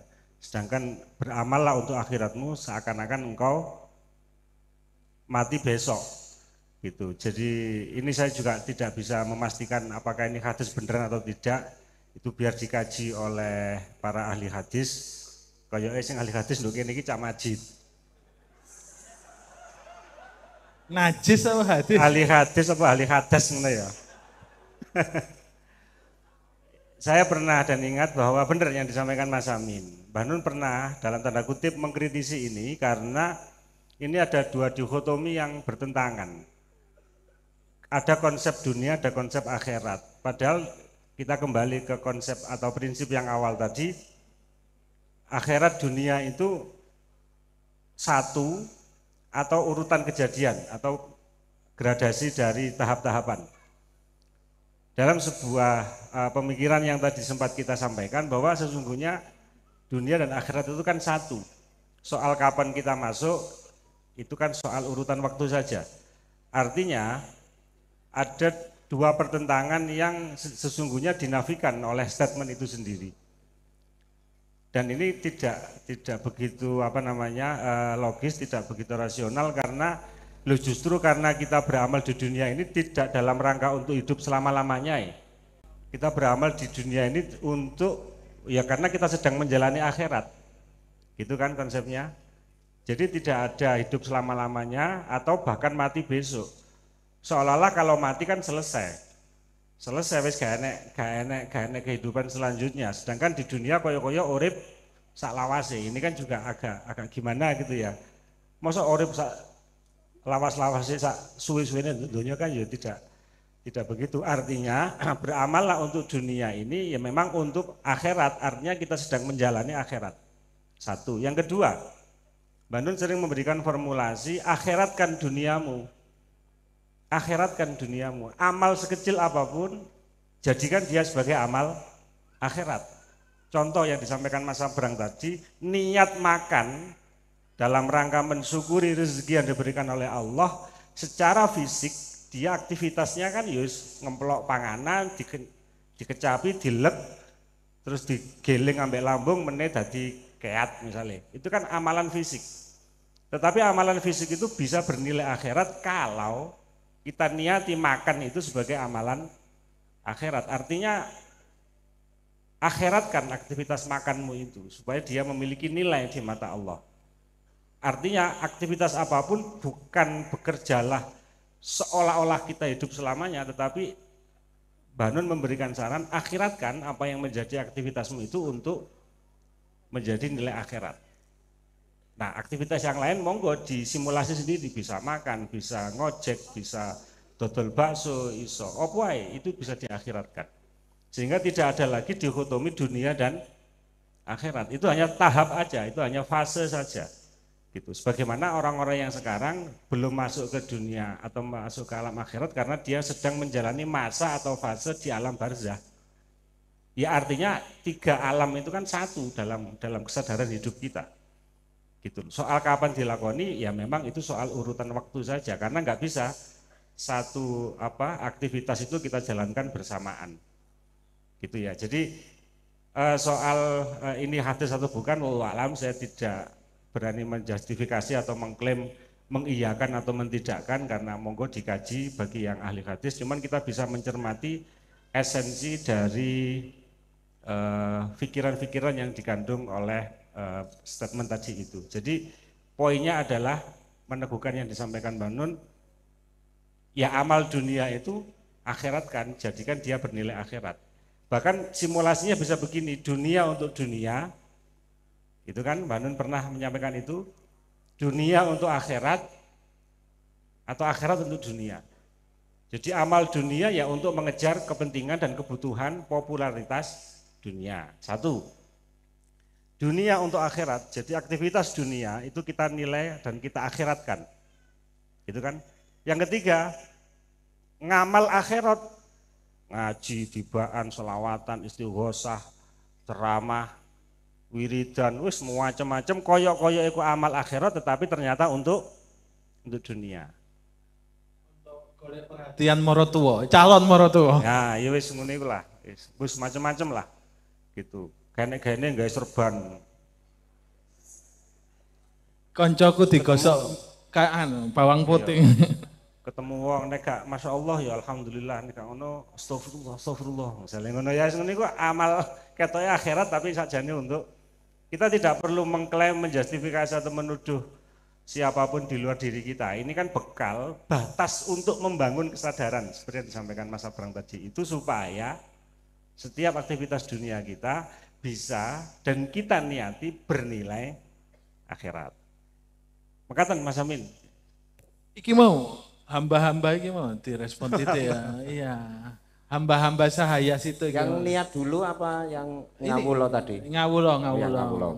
Napa niku? Anu nih. Kalau hamba yang paling mulia di hadapan Allah ya karo Gusti Allah dudu awake dhewe. Artinya yang bisa menilai status kemuliaan hamba itu kan ya bukan kita, sesama pemain kan dilarang menilai, sesama pemain dilarang memberikan justifikasi nilai. Bahkan inna akramakum, orang yang paling mulia itu pun masih ada kalimat selanjutnya. Mulia yang paling mulia itu menurut siapa? Inna akramakum, ono kalimat indallah iki lho. Jadi parameternya menurut siapa? Ya menurut Allah. Sing ngerti parameternya siapa? Allah. Sing ngerti indikator oh iki mulia iki gak iki ketoke gaya-gaya mulya ning asline ya hina misalnya ngono. Yang paling bisa menjustifikasi dan yang mengetahui indikator itu siapa? Ya Allah. Maka yang bisa kita lakukan adalah tidak menentukan indikator, oh Mas Abrang iki mulya. Terus nek Cak Majid iki gak pati mulya lah, terus Gusti Allah aku ngono ta. Ya ora ngono. Walaupun metode atau cara berpikir semacam itu menjadi kebiasaan untuk menjustifikasi ya kesolehan seseorang gitu loh. Kaya sing dadi Gusti Allah dekne. Padahal ada kalimat indallah, menurut Allah. Jadi kita nggak bisa menilai, apalagi mengobjektivisir. Mengobjektivisir itu ada parameter yang bisa dinilai. Ada indikator A, B, C, terus kemudian satu indikator bobotnya berapa. Nah itu nggak bisa, karena yang pantas dan berhak untuk menilai seseorang itu mulia atau tidak Allah. Bahkan ada beberapa kejadian peristiwa di mana ketika seseorang itu dianggap hina oleh Allah, justru dia menjadi mulia. Lagi malah angel maneh. Kita kan masih ingat, misalnya ada cerita lama ini ya, ketika ada seorang pelacur yang kehausan, kelaparan, dia ditolak di mana-mana, kemudian saking ngelune, saking luwene, saking ngelain nemu sumur kan, dia juga timbo. Juga timbo gak enak, akhirnya gawe sepatune dhewe nimbo, begitu mau diminum, ono asu melet-melet. Ternyata asune memang lapo? Ngelak. Terus muncul rasa welas asih dalam hati pelacur itu. Kemudian dia nggak jadi minum, air minum yang dia ambil dari sumur kemudian diberikan kepada anjing. Wis entek, dia kasih ngombe, nginceng nang sumur, sat wisan banyune, wis gak ono, entek. Dalam keadaan sangat lapar, sangat haus, dia berjalan 2-3 langkah mati. Dan semua orang di kampung menjustifikasi ini nggak layak dikuburkan secara Islam, soalnya dia wis pelacur, uripe, hina, dius, macam-macam dengan justifikasi menurut mata pandang manusia. Neng Allah enggak justru karena di dalam hatinya ada rasa welas asih kepada anjing tadi, maka Allah pun memberikan rasa welas asihnya kepada pelacur itu. Sehingga dengan hak prerogatif yang mutlak dimiliki Allah, maka semua dosa-dosanya diampuni. Terus kata lapo awake dhewe, kata protes. Atau, nah ini Mbak Nun yang menarik. Nek ngono rek, ayo diobjektivisir, ayo diobjektivisasi. Piye carane? Dadi pelacur. Ojo mangan seminggu, golek sumur sat terus mari ngono kok kancamu kok asune culno ya. Terus mari ngono. Ya ini jadi enggak bisa. Terus piye? Ya jane ngono iku hak prerogatifnya Allah. Yang bisa kita lakukan adalah la'alla. Mbah Nun memberikan formula itu. Semoga, mudah-mudahan dengan apa yang terus kita kerjakan ini Allah menjadi ridho kepada diri kita. Bagaimana Allah ridho kepada diri kita? Syaratnya kita ridho dulu kepada Allah. Kowe ridho gak dadi awakmu sing koyo ngono iku? Kowe ridho gak diberi ujian, cobaan, nikmat yang khas dirimu sehingga tidak diberikan kepada orang lain? Ridho dhisik. Ojo terus nuntut muga-muga Allah ridho lah. Kowe gak ridho nang Allah kok Allah kawan ridho nang awakmu lha ya piye? Jadi kita ridho dulu kepada apa yang sudah diberikan kepada Allah. Makanya radhiyatan mardiyah. Dadilah orang hamba yang ridho dhisik nang apa wae sing dikekno Allah. Maka di lafal itu kan ada raditu billahi robba. Bahkan dikembangkan raditu billahi waliya, raditu billahi syahida. Saya ridho Allah sebagai Tuhan, Allah sebagai saksi, Allah sebagai pihak yang maha menghukumi dengan bijaksana dan seterusnya. Kita ridho dulu pada Allah dengan harapan mudah-mudahan Allah pun ridho kepada kita. Jadi gak terus iso diobjektif. Ya Allah, kula niki pun ridho ten jenengan, lan jenengan kok mboten ridho. Gak iso ngono. Kita tetap la'ala, semoga dengan harapan mudah-mudahan. Jadi hidup kita itu mencapai mudah-mudahan demi mudah-mudahan.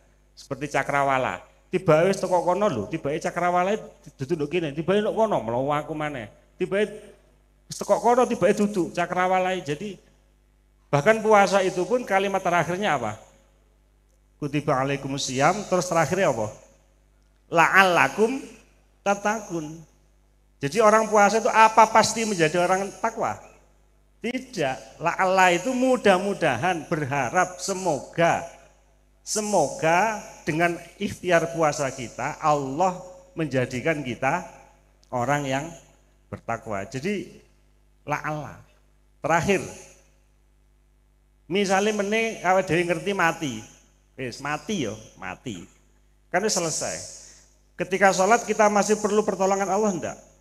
Masih berdoa membaca Al-Fatihah enggak? Masih kan? Bahkan kalaupun kita tahu besok itu kita mati, bahkan sampai kita menjadi seorang wali wis sing notok sab Lauhul Mahfud misalnya. Iku tetap ketika membaca Al-Fatihah panggah moco iya karena butuh wa iya karena nasta'in. Jadi itu enggak ada gradasi, enggak ada pangkat derajatnya. Pokoknya angger awake dhewe iki dadi kawula panggah iya karena butuh wa iya karena nasta'in. Terakhir, itu terakhirnya kapan? Ada satu syair dari Mbak Nun yang menarik. Bukan mata pandang manusia yang aku takuti, yang aku ikuti, tetapi cara pandang Allah yang aku takuti. Jadi uripmu iku ojo melok menungso iki biji aku piye ya? Tapi Allah biji aku piye ya? Jadi parameternya Allah. Bukan menurut manusia tetapi menurut Allah. Itu kan lagunya Cak Masjid ya. Piye Cak Masjid? Duka derita. Ah, itu duka derita engko muga-muga iso dinyanyekno ambek bola-bola Sayang padaku. Sayang padaku. Jadi parameternya Mbak Nun jelas. Maka ada kalimat la ubali. Selama Allah tidak marah kepadaku, aku gak peduli. Pun Mas Amin tuwa iki. Iya, seweneng. Tepuk tangan sih rek kayak Mas Saiful ya. Saka ngendi ya? Saka Masin dhisik ya.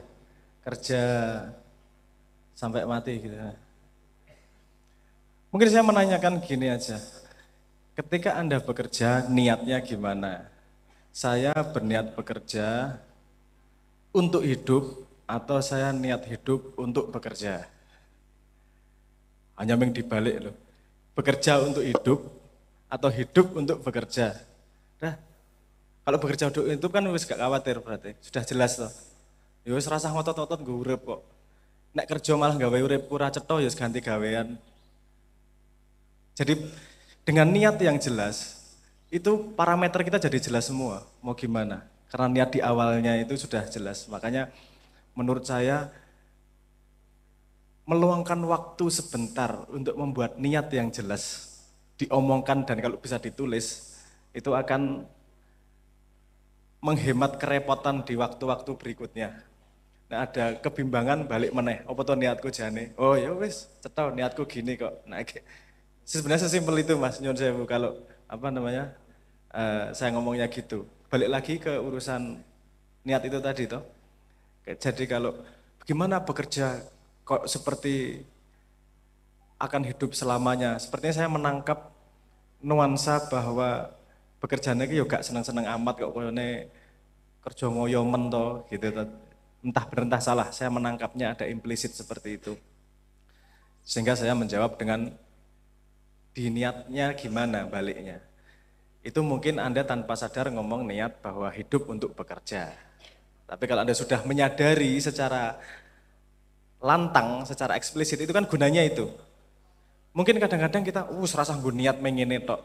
Nah, itu yang disebut sebagai ilusi pengetahuan, ilusi pemahaman. Kadang-kadang kita ngerasa tahu, tapi nek kon genahke aslinya ya iso ngambang. Perlu ada waktu untuk benar-benar nulis dan mengejawantahkan apa yang kita anggap tahu itu tadi. Jadi monggo diperbaiki niatnya Pak Mas. Dan setelah itu ketika Anda berlaku berdasar niat Anda, minimal Anda tidak berkhianat terhadap niatmu sendiri. Dan itu menenangkan hati. Kita kan yang paling susah kan kalau kita berkhianat sama diri kita sendiri. Itu bedanya ego sama martabat. Kadang-kadang kan kita dipaksa, wis turunkan egomu. Loh, beda antara ego sama martabat itu. Kadang-kadang kita harus keras, bukan karena ego, tapi karena martabat, menjaga martabat kita. Bedanya apa sih? Kalau ego itu pengen menguasai orang lain, pengen orang lain berbuat seperti ini, pengen menunjukkan aku lebih tinggi dari kamu. Kalau martabat itu aku berani berani menghadapi kerasnya apapun, susahnya apapun, musuh siapapun, tapi karena aku menjaga nilai yang aku percayai. Masa Kanjeng Nabi kon njaluk ngapura ning apa jenenge, misale Abu Lahab ngono ki njuk wegah turunkan egomu lah. Ayo minta maaf sama Abu Lahab. Yo gak ngono, iki ceritane martabat iki rek. Nilai ini menjaga nilai, kadang-kadang harus tabrakan menjaga nilai. Nilai yang dipercayai karena harganya akan mahal di depan. Orang yang mengkhianati dirinya sendiri itu punya efek tidak bisa maafkan dirinya sendiri. Dan hidupnya dia tahu bahwa walaupun orang lain nggak tahu, dia akan tahu bahwa dirinya itu sebenarnya pengkhianat terhadap dirinya. Saya medun, saya merasa tidak berharga, saya merasa nggak berani ngapa-ngapain, itu hanya karena dia merasa mengkhianati dirinya sendiri. Jadi perlu kita untuk mengikrarkan nilai, tujuan dan seterusnya itu tadi, yang kalau di Islam disebut sebagai niat itu tadi, terus kemudian bertahan pada itu. Bukan urusan keluar, tapi urusan setia pada nilai yang kita pegang. Ngoten mawon nggih Mas. Itu tadi juga berhubungan dengan mokel neng tengah dalan atau ora. Otak itu banyak alasannya Mas.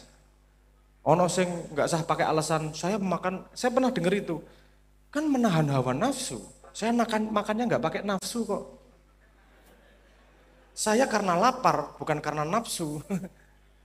Otak itu Mas, itu kalau buat alasan tuh luar biasa. Wah, wes luar biasa. Luar biasa. Makanya penting kita ngambil batas garis. Batas garisnya di mana? Di niat awal itu tadi. Wes. Dan kamu tahu otakmu pasti pengen membujuk dirimu sendiri untuk keluar dari niat tersebut. Terus cari-cari alasan. Cari kain ini, cari kain ini, cari kain. Percobaan sendirilah. Saya berniat duduk setengah jam, nggak ngapa-ngapain, nggak ada HP, nggak ada apa, di kamar sendirian. Otaknya mesti golek alasan. Allah, yo sedidik rapopo lah, ngintip-ngintip jendela. Yo mengintip, aku kan nggak buka HP, cuman lihat notifikasi. Itu artinya saya tidak melanggar alasan. Makanya kadang-kadang kita tuh perlu fanatik pada yang sudah kita ikrarkan. Wes, suatu hari, suatu saat otakmu tuh bisa menjadi musuhmu. Jangan lupa. Musuhnya gimana? Karena dia berusaha mematahkan dirimu sendiri yang sebelumnya. Itu biasanya kalau kepepet. Nek kepepet ki otak golek alasan untuk membenarkan perilaku.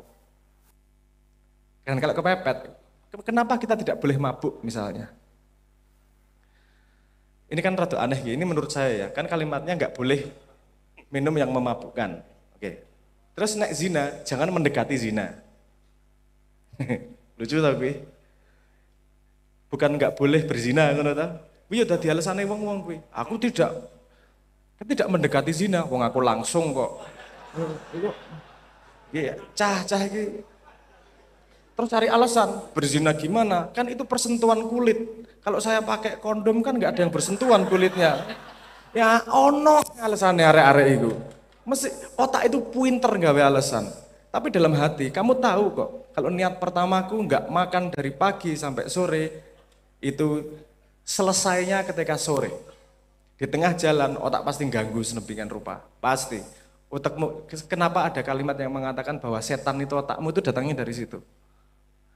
Karena kadang-kadang otak ini ganggu dewi, golek alasan, membenarkan.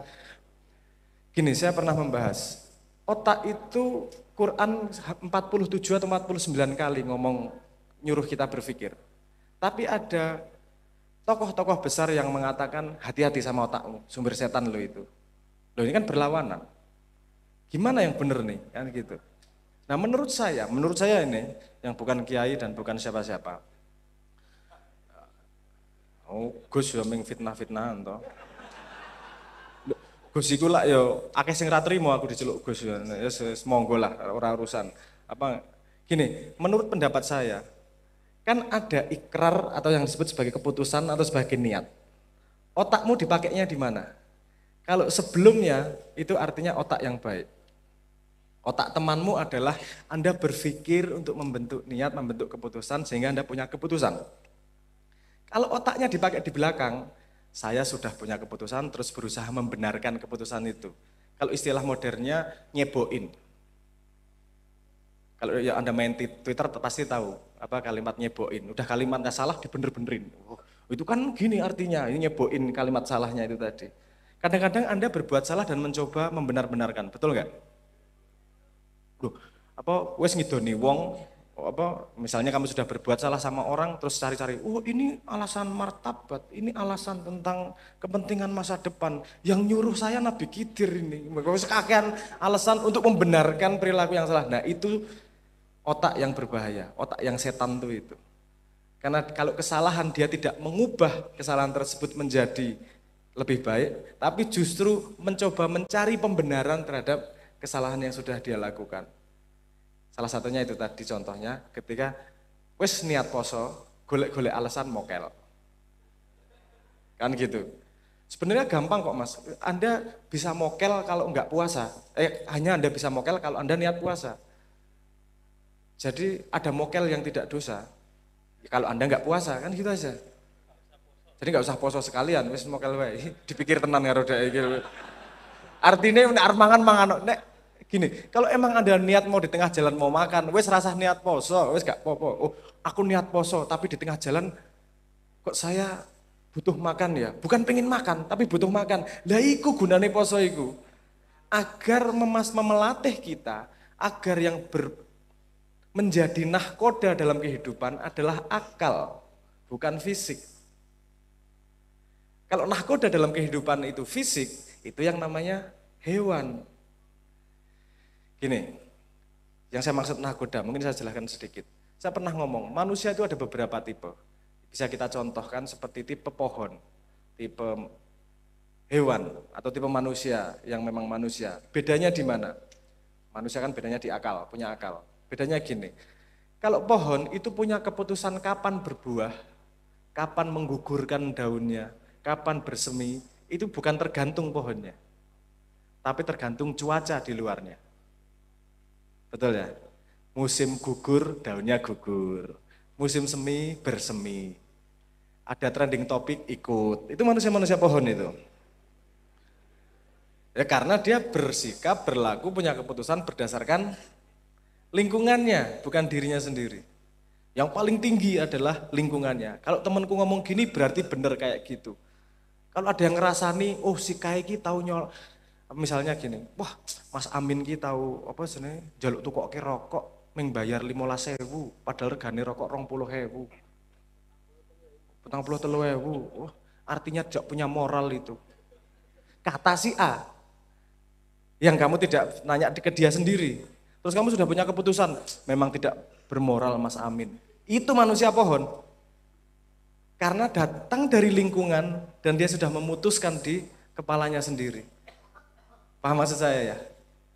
Jadi punya keputusan, punya itu berdasarkan lingkungannya. Kalau hewan, lingkungan itu kalah penting dari fisiknya. Hujan deras, kalau lapar tetap golek mangan. Walaupun berbahaya nyolong gereh di rumah orang, kalau lapar kucing tetap nyolong gereh. Walaupun lingkungan tidak mendukung, kalau biologisnya laparnya sangat tinggi, dia akan tetap berlaku berdasarkan fisiknya itu. Kalau manusia, itu didorong agar yang jadi nahkoda akalnya. Dia tidak diatur oleh fisiknya, tidak diatur oleh lingkungannya. Bahwa lingkungan dan fisik berpengaruh, iya. Tidak bisa kita hindari. Nah adem juga adem, nek panas juga tetap panas, tidak bisa hindari. Tapi otak, itu jadi nahkodanya. Contohnya, ada bapak-bapak punya anak puasa-puasa harus becak seharian di panas terik.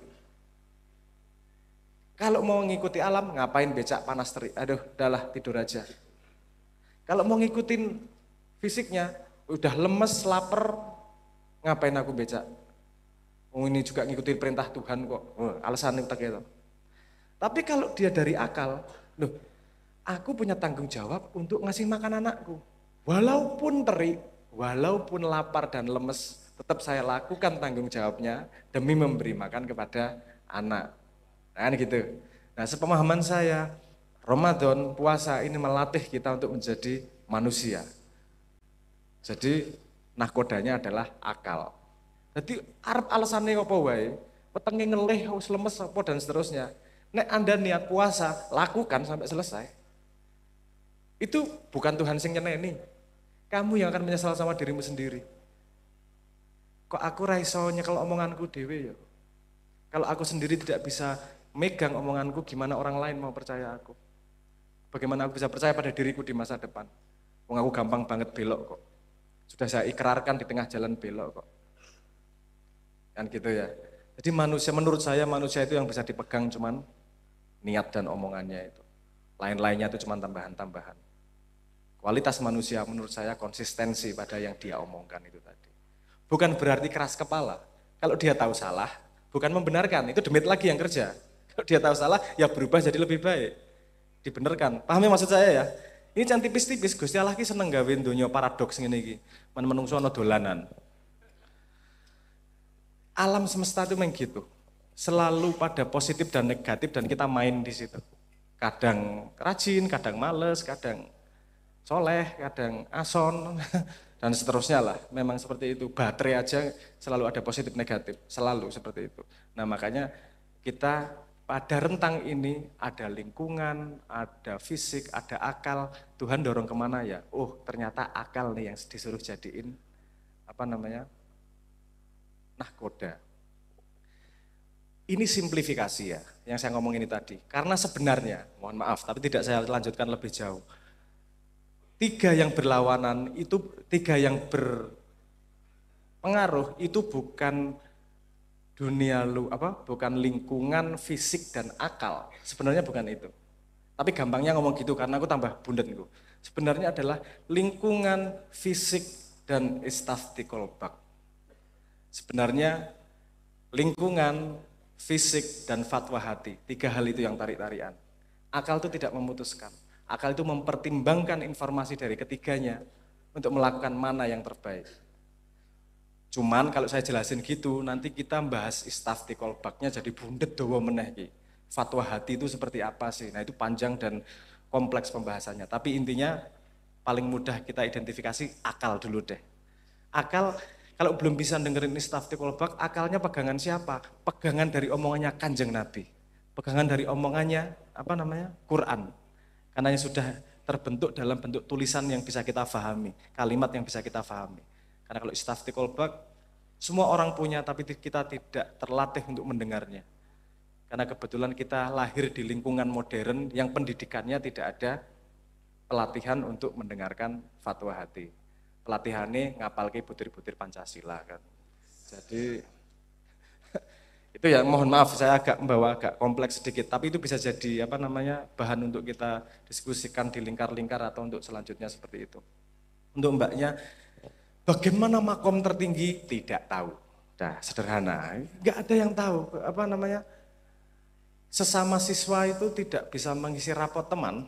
Wong kita siswa kok. Seperti tadi dikatakan, doa sampai terakhir itu tunjukkan jalan yang benar. Karena tidak ada titik di mana manusia sudah bisa memastikan bahwa dirinya benar. Eksplorasi terus, belajar terus, sidik-sidik tambah benar satu langkah demi satu langkah. Dan berharap, dan Tuhan tahu, karena limitasi kita, mau sampai mana sih? Mau sampai kebenaran yang tingkatnya seperti Nabi Khidir? Alah rek, cok Nabi Khidir. Orang dubur-dubur lah, maksudnya makom tertinggi udah. Gusti, kula ini nggak tahu apa-apa, tapi saya pengen sebaik-baiknya yang bisa saya lakukan di mata jenengan. Kalau sudah merindukan, insya Allah sepemahaman saya Tuhan tidak menyambut manusia yang meminta. Ada kalimatnya, ketika kita mendekat berjalan Tuhan berlari. Kalau kita merindukan frekuensi dan resonansi di dalam itu tadi kita lebih tinggi, artinya Tuhan akan memberi jalan kita ke situ pasti. Karena kita merindukan aja, kita sudah jalan sebisa kita loh Tuhan, nggak tahu gimana. Tuhan pasti akan ngasih informasi lebih banyak lagi. Dan lewat mana informasinya? Seperti rezeki, min haitsu la yahtasib. Tidak tahu kita, warzukni fahma. Pemahaman itu rezeki yang datang dari tempat yang tidak disangka-sangka. Monggo, tunjukkan kerinduan Anda kepada Tuhan bahwa Anda pengen menjadi versi terbaik dari yang Tuhan ciptakan. Makanya lagunya Ruang Rindu, bukan Ruang Cinta, kan gitu. Langsung dibilang saja nih mau Ruang Rindu. Nggak nyenggol rindu. Karena itu beneran rumus yang saya lakukan seumur hidup. Saya tidak bisa mengandalkan apa-apa. Saya tidak bisa bernegosiasi sama Tuhan. Saya tidak bisa mengandalkan akal. Wong akal kyo penjahat itu tadi kadang-kadang. Saya tidak bisa mengandalkan pengetahuan. Yang saya andalkan hanyalah kerinduan sama Tuhan. Dan setelah itu kerinduan itu, Tuhan aku pengen ngerti yang ini, aku kurang ngerti caranya, ya Allah Tuhan rindu. Nanti tiba-tiba datang, entah setahun kemudian, entah 2 tahun kemudian, entah 5 tahun kemudian, rindu itu yang saya setorkan. Dan saya tidak pernah sekalipun mengukur makom. Karena itu berbahaya menurut saya. Kalaupun makom kita rendah, nanti kita merasa tidak berharga. Kalau kita merasa makom kita tinggi, nanti ada kesempatan merendahkan yang kita anggap rendah. Jadi wis gak penting. Pendapat orang terhadapku gak penting. Kowe arep seneng, arep nganggap aku tidak bisa direspek, arep dianggap apa, gak penting. Ngopo? Karena saya ngerti Gusti Allah, ngerti aku ngerindu tok. Dan berusaha bisa bermanfaat sebisa-bisanya. Wis ngono, gitu-gitu tok. Jadi mungkin itu seru ya untuk cari tahu makomnya di mana tertingginya ya. Kadang-kadang sayangnya itu bukan seperti S1, S2 atau S3 yang bisa kita ukur. Dunia ini dunia yang dibuat oleh Tuhan dan kita sama-sama mengarungi lautan yang kita tidak tahu ujungnya di mana. Yang bisa dirindukan adalah, yang bisa dilakukan adalah kerinduan tersebut. Dan satu lagi, saya bagi oleh-oleh sedikit. Mungkin ada hubungannya di sini. Saya bagi oleh-oleh sedikit ketika saya bertemu dengan Syekh Imron di Rusia. Ada salah satu pandangan yang menurut saya juga hadiah dari Tuhan. Karena beliau memberi sebuah pandangan yang saya tidak memikirkan sebelumnya dan ternyata benar. Selalu muncul pertanyaan, kenapa naluri kita kepada Tuhan kok harus dibangunkan terus ya? Pasti ada dong mekanisme dasar di mana kita sambung sama Tuhan, itu dibangun juga sama Tuhan. Gitu. Ini saya ngobrol sama muridnya Syekh Imron. Yang satu forum sama saya Imron juga yang menjawab beliau. Pandangannya adalah gini, salah satunya adalah karena yang namanya teknologi. Saya kan, aku kan cah modern, sama teknologi kan seneng. Kok iso dadi ancaman teknologi? Kan gitu. Apa ini? Menarik nih di sudut pandangnya. Karena teknologi itu membuat hidup kita nyaman. Dan menghilangkan resiko dalam kehidupan kita. Anda perjalanan dari Jombang ke Surabaya tidak takut lagi untuk mati di tengah jalan karena sudah nyaman dengan teknologi. Padahal yang selalu mendekatkan kita kepada Tuhan itu ketika kita tidak dalam resiko, kan gitu. Kalau Anda pernah naik bis Surabaya Jogja dengan sopir yang luar biasa lincahnya, sembuh macam-macam lah jeneng bise gue, Mira Lila sumber kencono semua whatever gue lah. Anda merasakan bahwa Tuhan hadir di situ kemudian. Ya ora? Bener ora? Allah Tuhan. Anda naik pesawat itu santai, tapi naik wis Tuhan ya Allah ya Allah. Itu tidak saya rangkai dalam pemahaman. Dan Syekh Imron yang membukakan pintu rezeki pemahaman ini. Bahwa ada resiko lain loh dari teknologi. Teknologi membuat hidup kita lebih mudah. Ya betul. Dan itu tidak buruk. Ya betul. Tapi ada satu aspek lagi yang hilang. Kita jadi tidak terbiasa untuk menghadapi resiko. Kita tidak biasa menghadapi sesuatu yang tidak pasti. Padahal dalam ketidakpastian, di situ Tuhan lebih mudah hadir di kepala kita. Kan ngaten. Mungkin itu bisa jadi pelajaran kita bersama bahwa mulai sekarang kita harus mulai lebih bijak memakai teknologi. Memang semuanya mudah. Tidak mau mandi tinggal muter keran, nggak harus nimba lagi. Mau makan tinggal pesen. Datang sendiri, semua sangat mudah. Yang artinya kita tidak khawatir, kekhawatiran kita sama sekali turun dibandingkan orang yang hidup 100 tahun lagi. Hidup jadi lebih enak memang. Tapi kita jadi tidak terbiasa untuk connect dengan Tuhan. Karena biasanya manusia connect dengan resiko. Saiki mulai dipikir resiko nih. Mulai dilihat lagi. Karena sebenarnya kalau kita mau meneliti, banyak resiko dalam hidup. Paling sederhana, kita nggak tahu kapan mati. Jangan-jangan pas aku lagi pacaran mati. Jangan-jangan pas aku pesen es teh, pesen Gojek, sing teko demit. Jangan-jangan artinya saya nggak ngomong buatlah khawatir dirimu sendiri, nggak jangan gitu juga. Tapi mulai ini membuat saya sedikit berbeda pandangan hidupnya terhadap teknologi. Karena ada aspek yang hilang yang saya tidak sadari sebelumnya. Itu benar-benar hadiah dari ketemu dengan Syekh Imron, dan semoga bermanfaat saya bagi sama teman-teman. Ayo kita menghadapi dunia dengan penuh teknologi yang memudahkan kita, tapi kita tidak lupa dengan Tuhan, karena setiap saat sebenarnya masa depan itu gelap dan resiko. Kita konekkan sama Tuhan, selama kita masih bisa mikir masa depan, selama kita masih bisa berpikir resiko-resiko dalam hidup, semoga kita tidak lepas dengan hubungan sama Tuhan. Mungkin itu juga menjawab pertanyaan jenengan. Gitu dulu jawabannya. Matur nuwun, semoga bermanfaat.